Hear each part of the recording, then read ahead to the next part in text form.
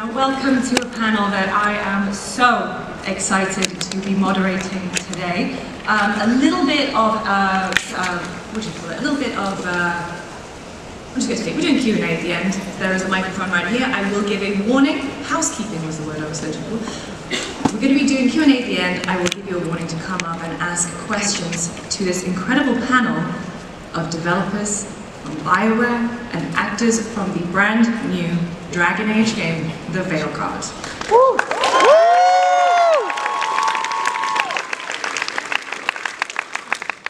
I'm Lucy James, I'm your moderator for today, but you're not here for me. You're here for these incredible people. So let's go down the line and see who we have on the panel today. We have Creative Director John Epler.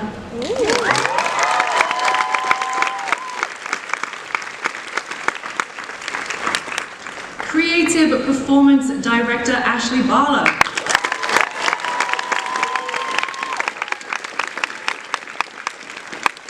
The poised and pragmatic assassin playing the role of Lucanis, Zach Mendez.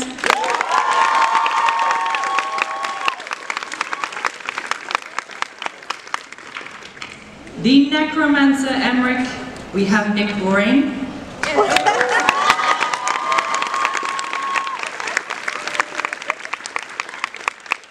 Absolutely did not mean to skip, but we have different lineup over here. The voice behind the private detective Neve, Jessica Clark.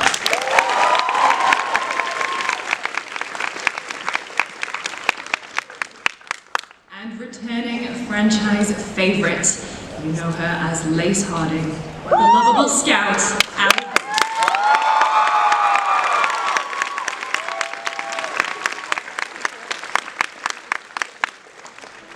Now, we all love Dragon Age games for multiple reasons, whether it is the combat, the impactful decisions that we get to make, the romances. I know my audience,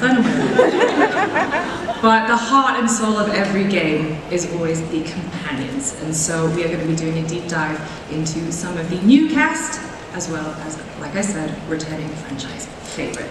So I'm going to kick off with you, John. Awesome. You've been at BioWare for a couple of years now. Yeah, 17 years as of this year, so. Wow. Can you tell us a little bit about your history with Dragon Age? Absolutely. So as mentioned, I've been at BioWare for coming up on 17 years now. I worked as a QA tester on Dragon Age Origins, moved into cinematic design. I did that through Dragon Age 2, Dragon Age Inquisition, and then became lead cinematic designer for Dragon Age Inquisition Trespasser, where I worked closely with Trick Weeks, building out that story, and then now as a creative director on Dragon Age the Veilguard, which has been just a fantastic project to be a part of.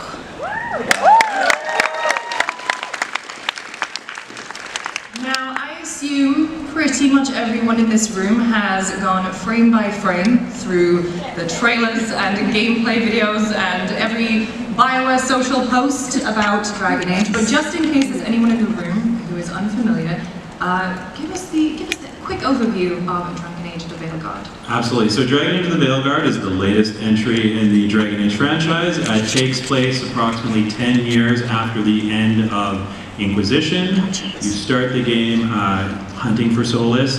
It's a game built on some core principles of be who you want to be in a world that's worth saving and with characters who matter. So again, companions always at the heart of Dragon Age. They're at the heart of this one as well. And so, why is this team coming together? You mentioned a little bit there, and what's bringing this kind of rogue scout together? It's the end of the world, and each character that you bring into your party understands that the world's ending, that they need to stop that, and you're really building what I would say is more of a found family. These are characters who may not start off liking each other, may not even start off liking you, but over time they grow to understand the importance of what they're doing and just how critical it is to stop the Elven Gods. Now, we were chatting a little bit before the panel, and you kind of said like a bold statement, which was that this is one of the best groups BioWare has ever written. I say bold because we all have our favorites. What makes you say that? What's going on with the Veilguard that makes them so special? Yeah, I think in every Dragon Age game, the companions we write, we create for those games are the best companions for that one. And I think in this case, what's really fascinating, what I've really loved to see come out through the game, through its development, is the way these characters form relationships, not just with you, but with each other. So, whereas, you know, sometimes characters maybe don't interact as much, each one of these has a relationship that extends beyond Brooke, the protagonist, but also some become friends, some become lovers, and some become rivals. And it's just the way that they learn to get over their differences or put them aside has really been fun and exciting because they all represent a different part of the world of Thedas. I am very excited to see how these family dynamics come together, avoiding my real life family for my virtual family. Ashley, you've been playing a huge role in helping bring these characters to life.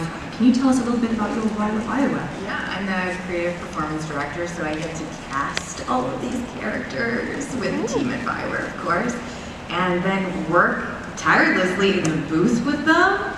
I mean, they just met like this weekend. I just silo them off and they do their work and they listen to each other and, you know, 3,000 hours later, and then they come back around and we can iterate on it and they can say, oh, that's what everyone sounds like now. They get to play off of it. So it's a big road trip in a VO booth from my house. A big road trip, a big deal, a big game. Where do you even begin with a behemoth like this? We audition our companions. We have to make sure that our leads can play off of each other, that complement each other, that juxtapose each other. Like John said, it's kind of like a family, an unchosen family. And so we need them to, you know, you need to create an ensemble, a diverse ensemble, so that the players get the choice of who they want to bring on this hero's journey. And so we brought them all in, you know, and we do motion capture, so we need to see how they move, and how they walk, and how they talk, and how they can act like heroes. And they all carry themselves so well. And now it's tripping me out, because they all look like their characters. Now, there are plenty of returning faces in the Veilguard, but there are new companions that we will get to know and love. Let's start with Lucanis. John, can you give us a little quick overview of his background and what's his deal? Absolutely. So Lucanis is the stylish assassin from the Antivan Crows, you know, but not bloodthirsty more. He sees assassination as a job, one that he is extremely skilled at. Over the course of the story, you learn more about him, more about his character, more about his relationship, not just within the Veilguard, but also with the Crows and with other characters in the world. I think it's fascinating to see how that grows over the course of the game. Now, Zach, you are the voice. I mean, how do you approach this? Where did you even begin? Well, when I first found out I got the role, I read Winter Nights, which is the book that came out. It's amazing. You should read it. And I read The Wigmaker's Job, in which Lucanis is featured. I read it about 3 times, and after I closed the book, I realized this might be the coolest guy I ever get to play. I mean, not only is he a smooth assassin, not only is he determined, yes, he can kill you 1,000 different ways, but what struck me was his mind is as dangerous as his knives. I mean, this is a guy who takes in the environment with all 5 senses. He's constantly attuning himself to the kind of shifting terrain of every mission. And also, he's kind of hilarious. I mean, if you look at his relationship with his cousin Ilario in The Wigmaker's Job, they're constantly giving each other crap. Yeah, but there's a lot of love there. So I got to pull, you know, from my relationship with my brother. Because we love each other dearly, but we can be ruthless with each other. And so it was really easy to plug in that way. I mean, yeah, you mentioned being a comedian there. Ashley, how is working with Zach, harnessing that and bringing it to the character? Zach's one of the funniest people I know, and that's a lot to live up to. But you know, he came in as one of the most adaptable actors, and you know, we did a lot of motion capture during 2020, 21, 22, even 23, and so Zach stood in for like Asan and Varric, like all the characters. It's just mostly.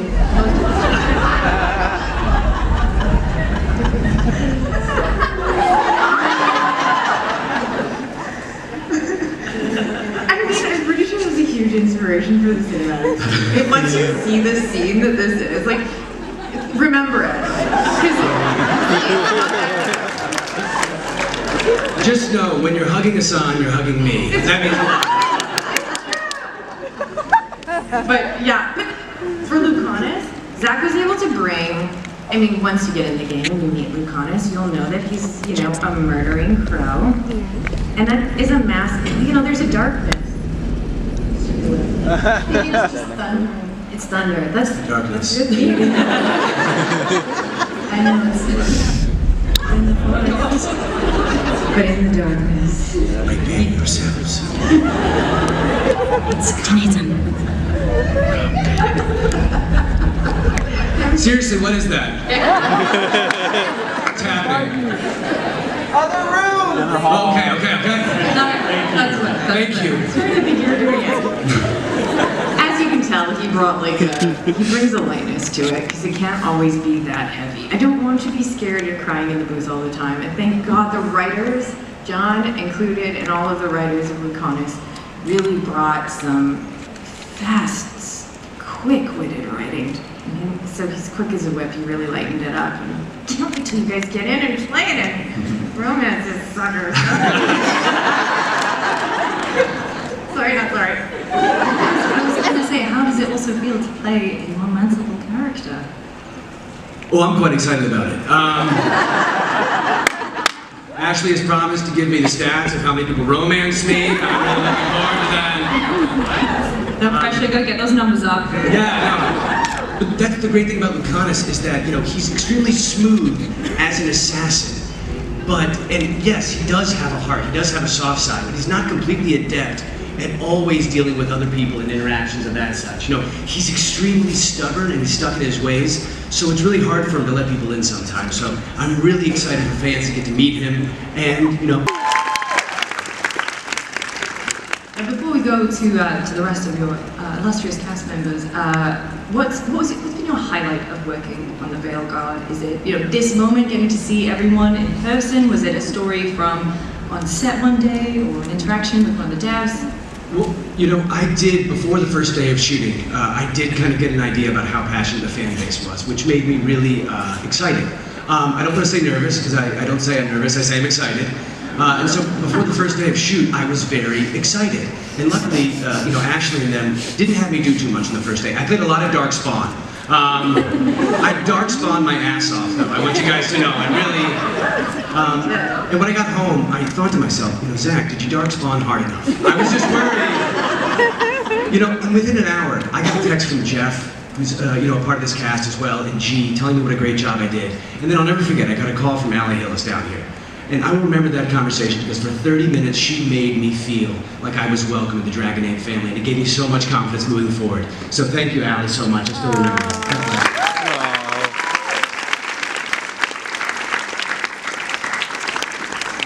That is lovely. Oh. See, the family stuff coming up already. I'm very excited. Right, let's move on to the private detective Neve, who we actually got a glimpse of in the gameplay reveal from a few weeks ago. Let's take a quick look.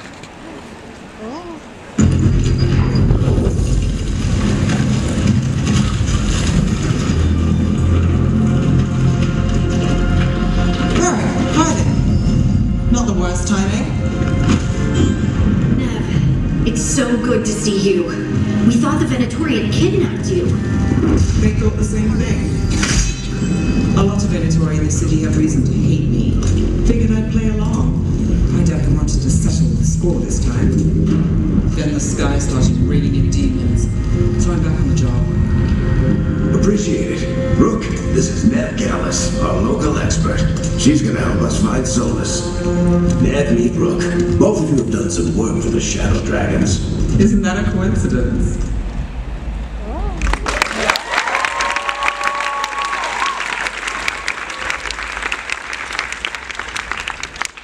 John, can you give us a quick overview of Neve? Absolutely. So Neve, as you can see in the video, is one of the first companions that you encounter in Dragon Age: The Veilguard. She's from Tevinter, Minrathous specifically, and anyone who's played Dragon Age before knows that we've always talked about Minrath, we've always talked about Tevinter, so we wanted to have a character who showed not the parts of Tevinter that we've touched on before, you know, obviously slavery is a big part of it, it's a major octopus, but somebody who was pushing back, fighting back against that, and Neve's shown up in the ancillary media as well, in the comics, The Missing. It's just, she is that, you know, somewhat cynical detective with a bit of a heart of gold, a bit of romantic, and just seeing her character evolve over the course of the Veilguard, over the course of the game, because again, she's one of the first people you meet, is always fun. Seeing Neve's character bounce off the other followers and banter has been super fun. Just the way that what she brings to the table is always so, it's always so interesting to me. Jessica, I mean, what was it like getting that call to find out that you were going to be in Dragon Age? It was slightly terrifying. And it was, I just felt really honored immediately because I feel like they entrusted me with such something of such significance and such importance to so many people, and so I just really wanted to honor that and bring everything that I could to this fabulous character that I have been gifted. So yeah, that was. And I understand that you are kind of newer to the kind of voice acting kind of realm. How is it different from more traditional roles? I am pretty new to it. I've barely done anything of significance. Dragon Age is enormous. It was very freeing, honestly. I mean, like Ashley said, they auditioned and auditioned and auditioned and auditioned us. Like every time I was brought in, I was like, oh, I didn't get that, you know what I mean? And then 3 months later, there was another audition. But it was just so interesting and so freeing because it really is sort of, it almost felt like play pretend, like when I was a little girl, you know, and it's like what you dream up in your imagination because they, you know, they give you this character and they give you, you know, some of the dialogue and then they really want to see where you go with it and how you move and how you embody her and how you react to dragons that aren't there because you're in an audition room, you know, like all of that. So, and then also, playing Neve, it really allowed me, and being a voice actor, it really allowed me to sort of step into my power a bit more because, you know, I'm very tall and things like that. And so in a lot of my sort of more traditional television and film work, they kind of want you to be the girl and I have to raise my voice and be a little softer and, you know, kind of not diminish myself, I don't want to say that, but just be very conscious of my physicality. And then Neve, it's completely the opposite, you know, so Ashley had to work with me literally on dropping my register and things like that, and it was so confusing in the beginning, and then it was so amazing to kind of have that opportunity, so I'm very grateful. Yeah, I mean, what drew you, what's your favorite thing about Neve? We've got applause going, let's go.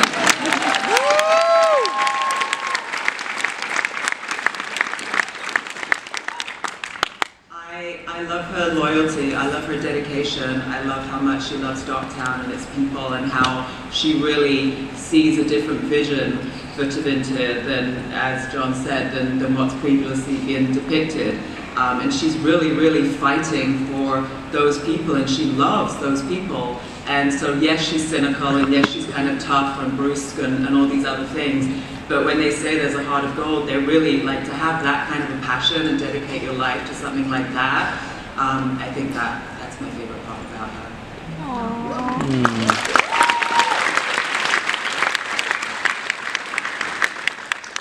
And what are some of your highlights from the I mean, is it kind of strange to record a video game because I assume you're doing things in different orders? Yeah. Working for some people some days and other people different days. Tell me about that. I mean, in terms of that, I just trusted Ashley and John, you know, and they know, and I was there to learn and embody and kind of grow into that. But I think my favorite thing, even though we were all separate disembodied voices a lot of the time, we kind of really all bonded in the way that we were intended to, you know, and that's why we've been so excited all week and all weekend because we keep being like, oh my God, you're here, oh my God, you're here, finally, you know. And, you know, I know on a lot of projects people are like, oh yeah, we're all like, we love each other, but we really do. We really, really do, and it just evolved so organically. And there was something magical about it just being our voices in the beginning, you know, like sort of taking anything else out of the, yeah, you know what I'm saying. Ran out of words. Yeah, it's like an audible pen pal. Yeah. Speaking to each other for so long. Yeah. It's nice with Jess, like she hit it on the head. you know, voice acting, you know, I hate to say it, I don't want to Jessica's obviously a beautiful woman, but in the booth, it doesn't matter. We just pulled out the power and the range that Neve has, and it's limitless. And as a woman, to see that kind of writing and that kind of performance abilities, I know for a lot of us in the room, probably pretty badass.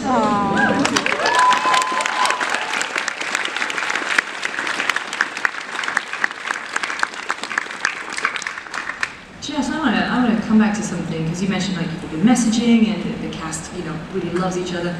Is there a Veilguard group chat? There are several. Hold up, who sends the most memes? Who is the person who only reacts with the thumbs up emoji?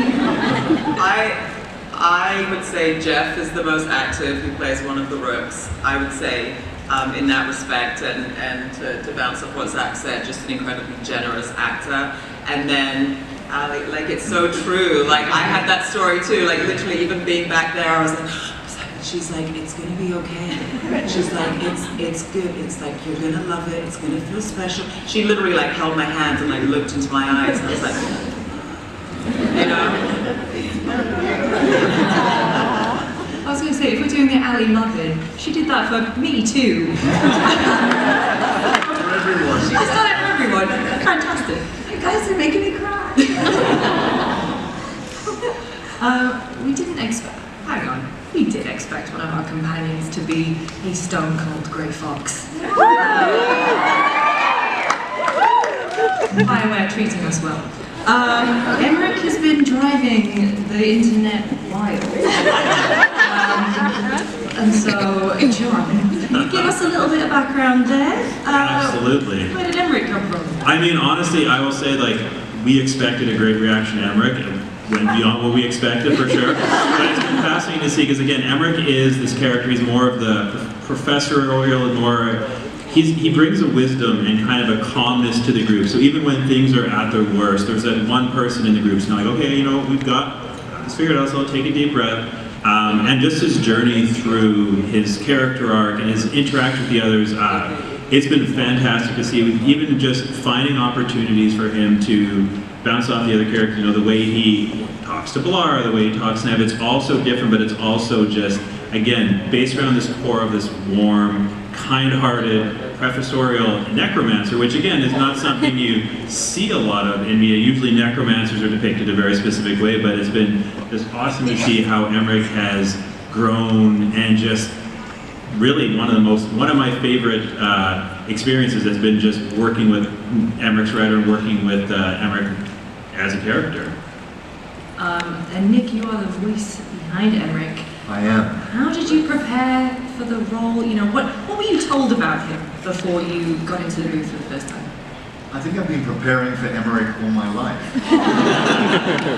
I was very attracted to the role initially, and I was overjoyed when I got it, because I think it was, the writing of Emmrich is really fascinating. It's this man that is obsessed with death on one hand, but on Barry, and that ability to enable people to transition, and the investment that he gives in that sphere, which we don't give in our own lives. I was immediately attracted to that, and I thought that was, I'd never seen that before. And so to go in these two ways, to talk about death and to talk about it in a way that is kind, and that the transition becomes a kind transition, that was fascinating to me. And I think will be fascinating to you too.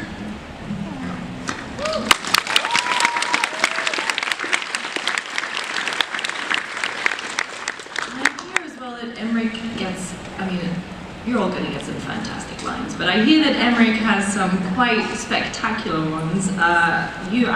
Nick, you and Ashley would love to hear about the process of, is it difficult to get some of those tongue twisters? And yeah, Sylvia, the lead writer, basically was like, Ash, you're going to need a dictionary for all of the sessions with Emmrich. I was like, okay. we get there. If you just nailed them all, like Zolgas, Vytherium, Requiem to the Fade. Well, I don't know if I nailed them all. It's very kind of you, but there were some serious tongue twisters there. And but it's great. It's great to be in the booth and to be given a challenge like that. And yeah, it's fantastic. I mean, that's what I love to do. So it was great to be just gifted that. You're such a natural nerdy scientist. It's my inner self. It's your inner spirit. Yeah. No, I love that, and I think the thing I'm drawn towards with Emmrich is that like he loves learning. It's very clear. Like it seems like you've really just thrown yourself into this role and through the world of Dragon Age. You know, I asked Zach a similar question. It's like you've been working on this for so long. What's it like now that people have caught a glimpse of your character? And it is just a glimpse, but people are desperate to know more. I mean, it's so interesting that this character has kind of caught fire a little, because when I did it, I thought, okay, well, everyone else is like so sexy and like it's just amazing, and I'll just be this kind of professorial kind of guy chatting in the background, having fun, you know, dealing with death and, you know, on the side. And suddenly it became this thing of like, no, this is actually really interesting. And I think people have found it interesting, and I love that. I love that you guys have also found it as interesting as I have, because it's a fantastic character. He's a fantastic character, honestly. I mean, actually working with Nick, any other like highlights to share about your time in the booth or performance? Oh man, Nick is the most consistent person I've ever met in the booth, or in his garage recording booth. He's really like a hippie at heart, so it's kind of trippy seeing you again in person and knowing what your character looks like. But yeah, you've just been so consistent with Emmrich and bringing this groundedness, and I've learned so much working with you. And yeah, now you tell me what good really looks like. Oh wow, thank you. I mean, obviously there's Manfred too, played by Matt Mercer. What was it like kind of having another character like that you can bounce off of? Oh man, I mean that is such a hard question, because Matt and I have never met, and we worked completely separately, and I mean I know that the rapport is really great, but it's in the ether. I mean, it is just the magic that these guys create, telling us how to respond, how to do that. But it's I can't wait to meet that. We recorded basically before Manfred, before Manfred. Right. And so Manfred got to play off of your straight delivery. Oh man! I know. What an easy part. Yeah, I know. So you set him up just to knock it out. Right. Okay, so you got to set the tone. Yeah. I had to reply. Right. I set the tone. And finally, last but certainly not least, Hillis returning as Scout Harding.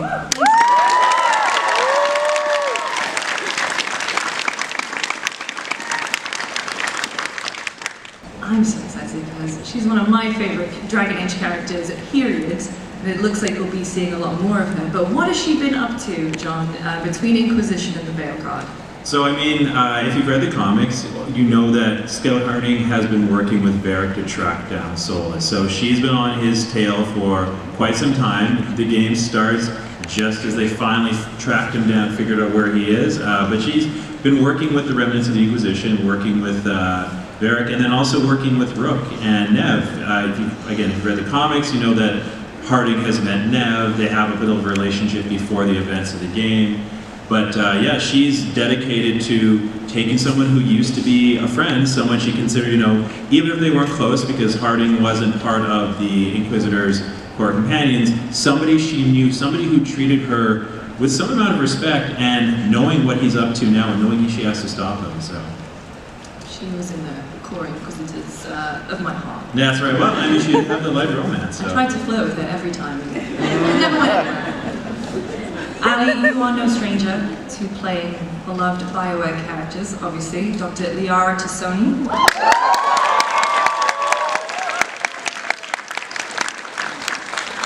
It's very nice to see you all today. What's it like to be returning as Lace Harding? First of all, it was a complete surprise. I don't know if it was for you guys, but it was for me. So I was so excited when I got that call, because I had no idea it was coming.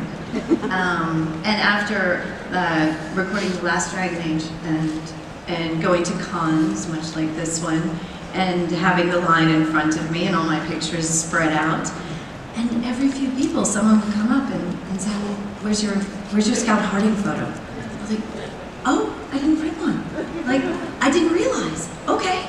So I started getting more into the idea that this was a really beloved character, and I didn't realize.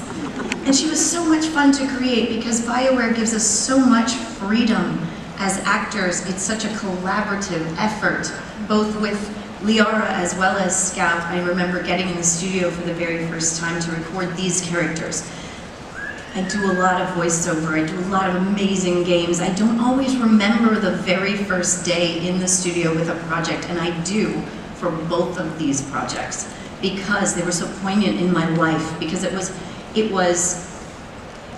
group of people coming together. They had already obviously conceptualized these characters. There was art, there was writing, brilliant writing that we are only so lucky to chew on in these voiceover sessions with such expert direction. The material that we are given to work with only just blasts us off this planet in the acting world. But just knowing that when we went in to create Scout Harding to begin with, and one of the ideas I remember us talking about was like, well, I wonder if she's kind of a character who, when she talks, maybe she draws in the dirt with her toe. You know, coming up with these little tiny bits of yumminess to create a character and build it. The fact that they give us that honor to work with them on it, you know, is incredible. So when I heard that she was coming back, I was thrilled from the inside out because I felt a part of this whole thing. So thank you guys for bringing her back. Thank you.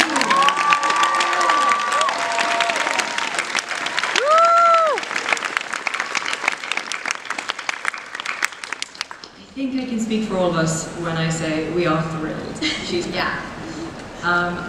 You know, a lot has changed in time since Dragon Age Inquisition. I mean, for you has the experience of recording changed? Like technology-wise, obviously, little thing happened in 2020 we don't have to talk about, but how's it changed for you? Yeah, and speaking of that little thing that we're not supposed to talk about, the way that this company pivoted. And I mean, we were working on something, we had a project in the works, and somehow every single person had to deal with this big thing in the world that we're not talking about. We can talk about it. And somehow produce a game. So when you guys play this, just know that the amount of effort that went into this one, you know, maybe exceeds every game I've ever worked on, because everyone had to pivot. You know, suddenly we're working from our garages. Me too. And usually we're wearing pants.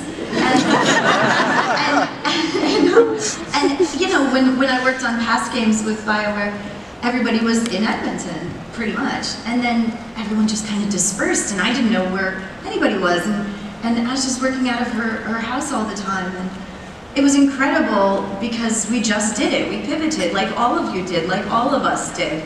And we all came together and we made it happen. I was really, really proud of that. Anyway, I know we weren't supposed to talk about it, but it was magical and powerful and incredible. And I'm so sorry, back to the original question.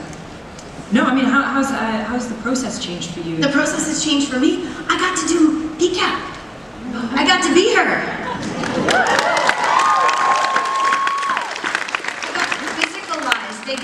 They gave me that. I got to physicalize her this time, which I didn't get to do last time, and I did not get to do in Mass Effect. And I really had a great time with it because, just like these guys have all talked about, we all come from different acting and theater backgrounds, I think, Ash as well, and different types of performance. And it's cool to get on the volume, the PCAP stage, because it's like a theater. Yeah. Have freedom. It's better than a theater because you can turn around backwards and talk like this, and everybody still knows what's going on. So it's freedom in acting, and we get to really bring the character to life outside of being behind the microphone and envisioning all of it. We actually get to perform. So that was one big difference for me in this game, particularly. That and the doing it from my home sometimes in voiceover or studio. We kind of just went with the flow. Is it easier to come back to a character that you kind of know inside out, or is there kind of like a mental block about it because you're returning to something, or is it easier to come up with something new each time? Like, what was it like getting back into the shoes of Hardy? That's a really good question, because it had been a minute. I mean, I'm so excited this game is releasing. How about you?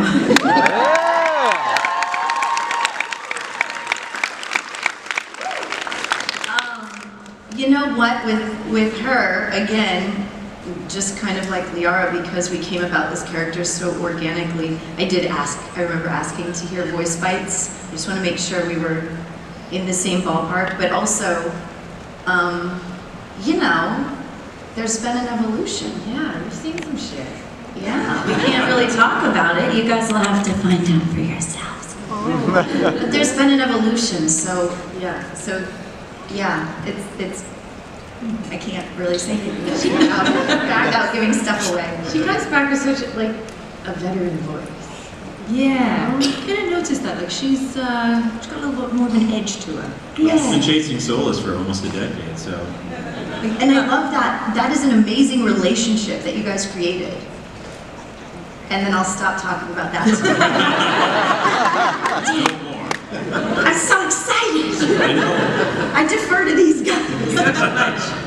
I'm passionate kind of for all of you. We kind of touched on it a little bit, the challenges and, you know, the fact that the game is almost here, fall 2024. I'd love to go down the line and just, you know, what's been kind of your guiding light for all of you on this project?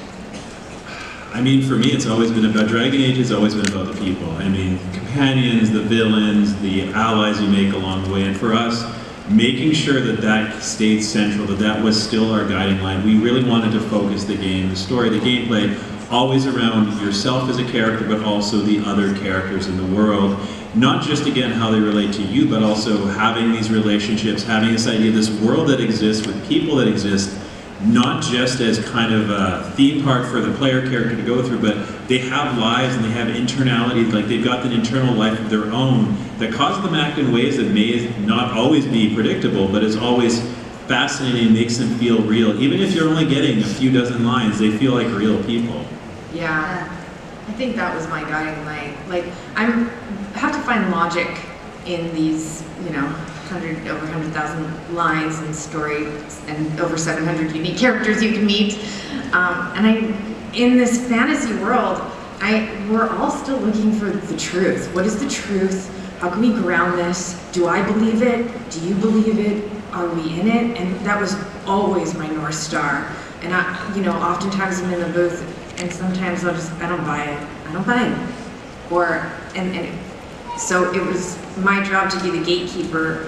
I felt in the booth to make sure that I buy it, so you all buy it. Yeah! I made the mistake before we started shooting of checking out the Reddit of Dragon Age. Not a good idea. It was a bad idea. But what struck me is that these fans have the same passion for this game that I've had for 100 fantasy worlds. You know, places where I've gone into and discovered different parts of myself through following these stories. And so I felt it was so incumbent upon me to put as much effort as I could into this game. And I really do feel like the fans inspired me to pour my heart and soul into this. And I just cannot wait for you guys to play it. I really cannot.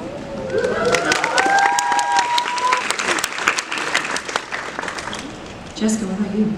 I would say for me it was the dialogue, honestly. I loved the writing. Brianne was my writer, and Ashley and John.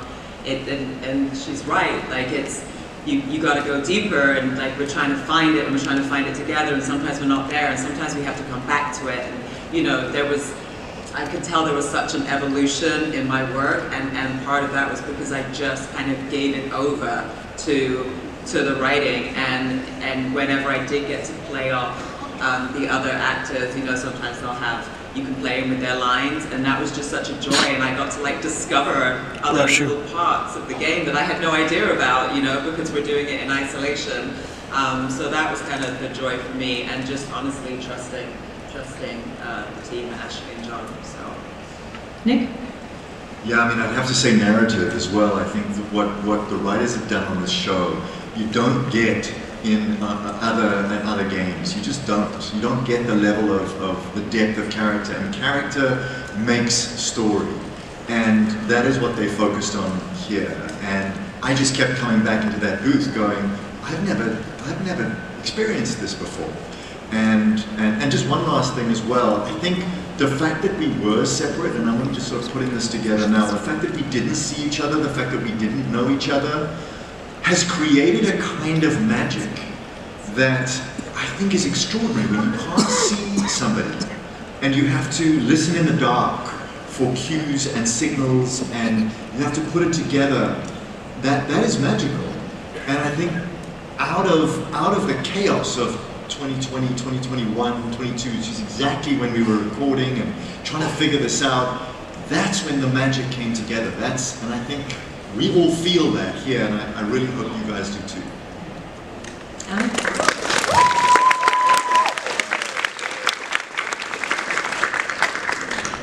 Well, I feel like they've kind of covered it.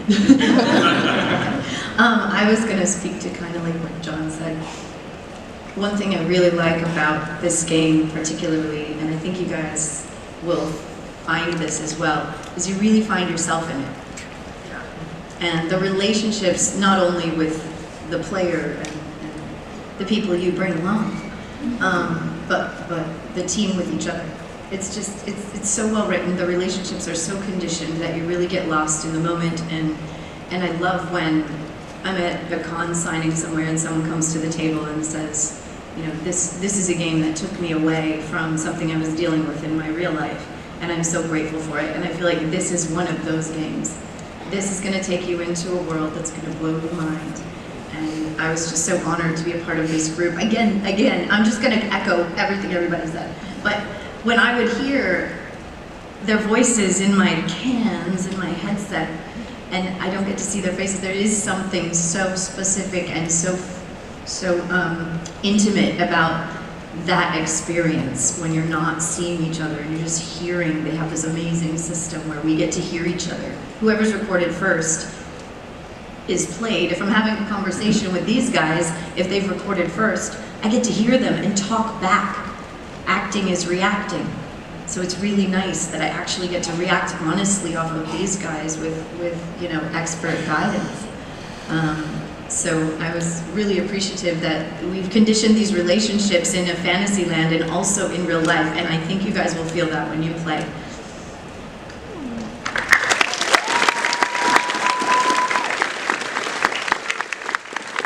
Now we do have time for Q&A. I'm going to ask the panel another question, but if you want to start lining up, we have people that jump into their feet already. This is great. We have a microphone right here. Before we go to Q&A, I suppose, what's the biggest takeaway you want when people actually get to play later this year? For me, honestly, it's just how much this project has just been a team effort in a way that everyone is working, collaborating with each other, everyone's bouncing off each other. Everyone was talking earlier about the rain, but I think what's fascinating for me, what's been so awesome to see is the actors also shaping these characters as we build them, seeing like how Nick delivers a line, how Zach delivers a line, how Jessica delivers a line, and then bouncing off that and then forming the character, shaping the character. So we realize, okay, so Allie does this, you know, says things in a very specific way. Maybe let's rewrite a few things, let's really lean into this, you know, what she brings to the character. And it's just, that's true across the entire team. It's not just the actors, not just the writers, but everybody who's worked on it has a little piece of themselves in it. And to me, there's just this excitement that brings, and just this amazing passion that you can see in everything that's being built in this game. It's so cool. I was going to say, when we were recording, and I know we got to get these questions, when we were recording during the pandemic and we were at home, I didn't realize sometimes that on the Zoom call I'd only see Ashley's face, or sometimes, you know, whatever she puts up. And then suddenly I'd have a question, hey, so in this line, this and this, and suddenly like John or somebody else would just pop in and talk about the line. So we were always collaborating, and it was just amazing. I was very grateful to have you guys ever present. Thank you.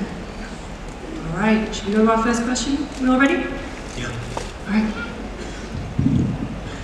Hello, name's John Epler, been a fan of Dragon Age since Origins. Well, I must say I am very disappointed with this panel. You failed to mention a very important part of the game. The factions. So I would like to know, what can you tell me about them? And can you join them, or do you just interact with them?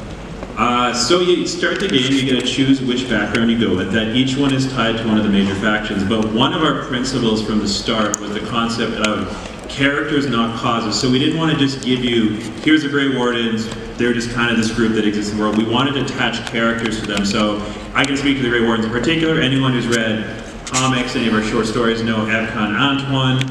They kind of represent your connection to that faction, and you can work with them throughout the story. You can help them out, decide how much you want to spend time with them, but each one of them represents these important forces in the world that you need to get on your side if you're going to stop the end of the world, so. That's good. I was going to say, Zach, you've done your research, so how exciting was it for you to kind of see and hear all these factions coming into play? Wait, I'm sorry, can you repeat the question?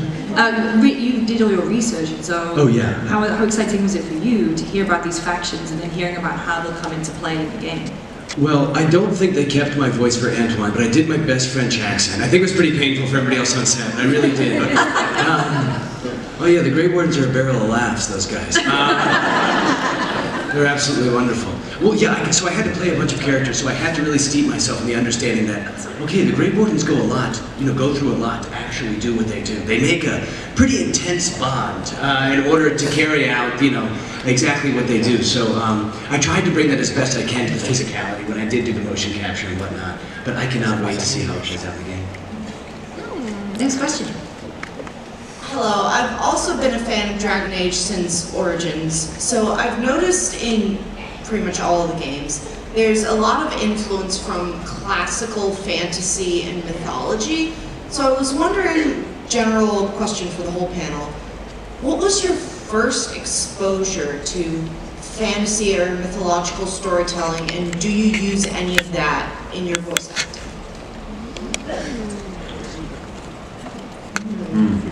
I can speak to I can't speak to the voice acting part, obviously. I mean, I've read Lord of the Rings at a very young age, and everything that you read, any piece of art that you enjoy, you engage with, it's obviously going to have an influence on yourself and also what you do.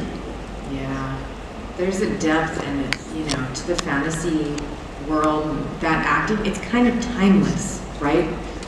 It can be anything, anywhere. And I feel like when we were doing the voices, we didn't want it to be in 2020 or 24 or whatever. So I think that's how I was most influenced, is what's the most universal sound or a language or a mixture of those that can feel like nobody knows what it is. I mean, I was obsessed with, I think it's Theseus in the Minotaur, that story when I was young. Mm-hmm. Did I just put I think it's Theseus. It could be Perseus. I can never remember, okay? It's Theseus, my man. Thank you, I appreciate it. But I love the symbolism in those types of myths, right? Like the Minotaur is this half man, half beast who sits in the middle of the labyrinth. And the labyrinth is, of course, your mind. And you are also the Minotaur. And you are also Theseus. And so, getting to see the symbolism that's represented in Dragon Age and how deep the meaning is, like that, those are the stories I've always wanted to tell, ever since I was young. So it was a real honor to get to bring this to life. My first was Lord of the Rings, but I also was very interested in Greek mythology growing up. And yeah, I think it's that, as Zach said, the symbolism that you see, and I think you really see that in Dragon Age, and I know right? You all know the lore, and you're looking for things, and that's really exciting to me. And then just limitless possibility, right? You're not limited to, you know, what people look like, or, you know, whether you're human. I don't know. You know what I'm saying? Like, you really can take your mind and the world and the depth of the world anywhere and everywhere. And that's so exciting. Yeah, I mean, for me it was The Hobbit as well. My mum read me The Hobbit and I would go, stop, stop. And I would run to her closet and put on a pair of her boots, these shiny boots, and wear a cape. And I would go, okay, carry on, now you can, you know, I would just be so in it. And then I'd go like, stop, I'm gonna read that bit, and you know, it was just, it absolutely informed why I'm sitting here today. I wish I had better answers.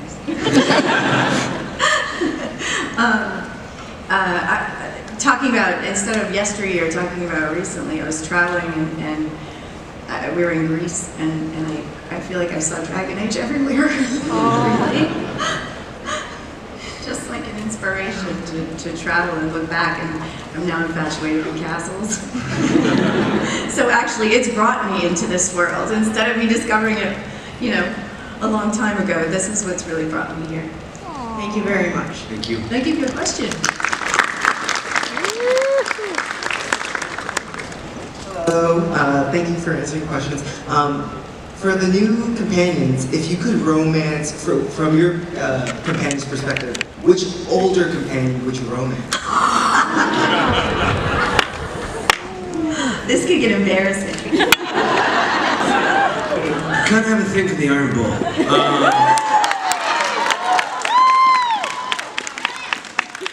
Yeah, I saw him for the first time when I was looking up some answer to some question I had when I was reading the books, and I was like, oh, that awakened something inside of me. Look at that.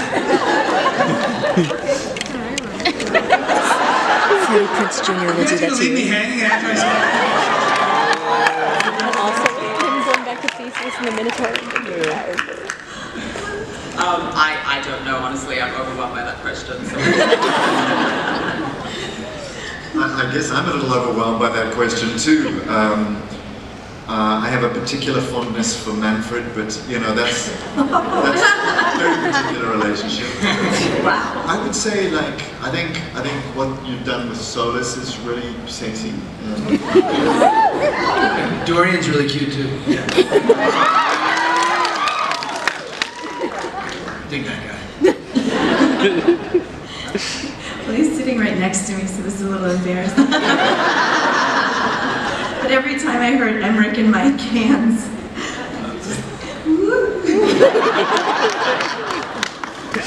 I might be on board with all the fans out there for Emmrich.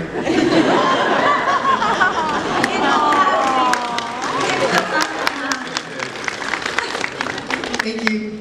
Thank you. So the first game I played was Inquisition, and this is not a knock, but because my reference would be Mass Effect, and I love that series. From Mass Effect 1 to Mass Effect 3, it seems the games was more streamlined. I'm getting the same feel from Inquisition to this one. Is that what you can expect from gameplay-wise? No, I mean, I don't think it's streamlined. It's, again, each Dragon Age has been fundamentally different in its gameplay. We've tried things, seen what worked, seen what didn't. In the case of the Veilguard, just like the other games, you want to keep that tactical, strategic complexity and make that the centerpiece. And each one we focused on a little bit differently. In the case of this one, I think our skills in particular are some of the best we've done. There's some exciting combinations you do there, so. Thank you so much. No worries. Hey, there we are, okay. I was wondering what your favorite aspect was of the character you voiced. Alice, you start with you. I mean, so many layers, man. We're talking BioWare characters here. I think some of my favorite things about Lace Harding are the little things. Like, she loves her mom. You know, she loves to write letters home, and she's always talking about her mama's soup and stuff like that. I love that relationship. She likes plants and raising plants, which is inspirational since I killed them. And just the texture they add to the characters, that's in general, but for me, yeah, it's those little things that really kind of give me a bunch of stuff to work with in my brain. bringing these characters to life? I love the fact that Lucanis is a good cook. I just imagine him finishing a job and then going home and, you know, cooking him a meal to kind of calm himself down, but with like the same knife he just used to murder somebody. He cleaned it, of course. He cleaned it at the same time. I recommend my mama's soup. I really enjoyed, we sort of worked to bring in like a noir element to Neve and her being a private investigator, and so I really enjoyed leaning into that, and then she's just so dry, you know, like things really mean a lot to her, but she's not necessarily going to let you know that, you know what I mean? You have to kind of like discover that underneath, so I related to that, and I love that about her. I was going to say, I don't know anyone like that. I love the fact that the writers just took Emmrich and explored the whole idea of death and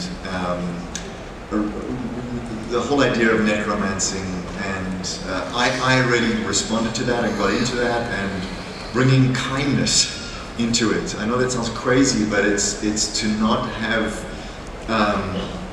this idea that death is vulgar or kind of to be something to be terrified about, but something to actually engage with on so many levels. I just thought the fact that the writers had the courage to do that in a game like this, I thought it just blew my mind.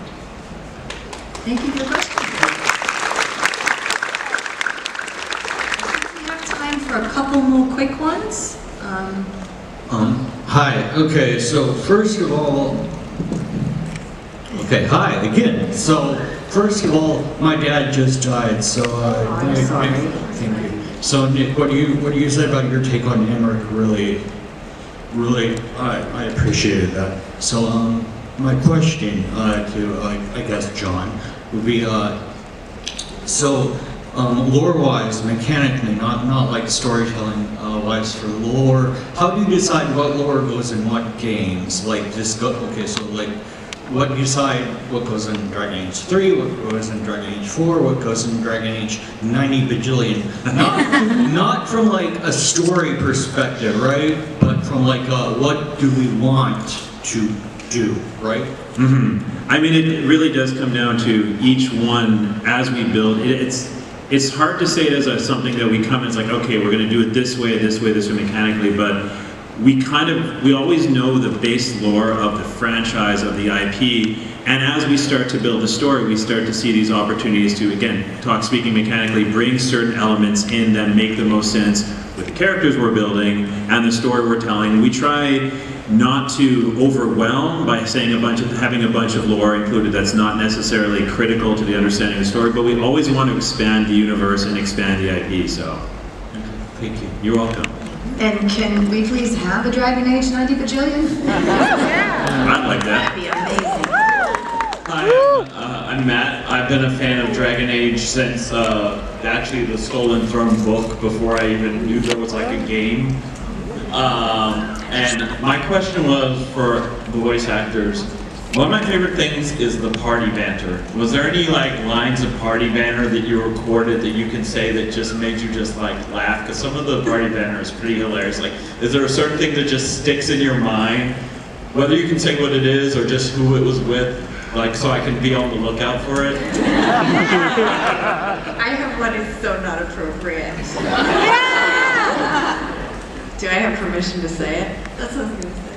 Yes, say it. Listen for hand-to-bone combat.